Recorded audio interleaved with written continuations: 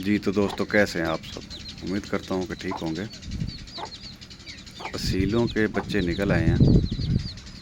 मुर्गी बिठाई थी अंडों पर। ये देखें, आपको चेक करवाते हैं। ये तकरीबन 6 बच्चे निकले हैं, नए जो हैं, 2 पुराने हैं।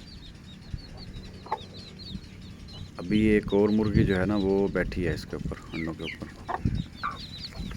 वो भी दिखाते हैं आपको।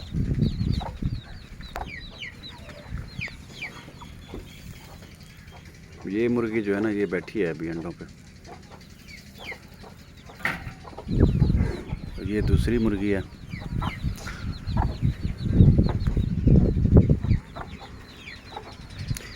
ये इनको जंगले के अंदर रखा हुआ है ताकि छोटे चूजे हैं ये बाहर ना आए।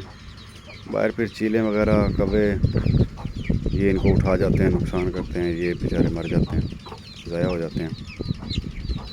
तो इस जंगले में रखने का ख़ास मकसद यही है। जब ये बड़े हो जाएंगे तो फिर इनको बाहर निकाल देंगे। ये चेक करें।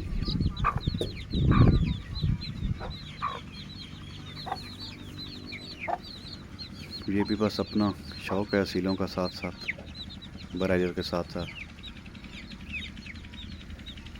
वीडियो अच्छी लगी हो तो लाइक कर दें और चैनल को ज़रूर सब्सक्राइब कर दें। बहुत बहुत शुक्रिया।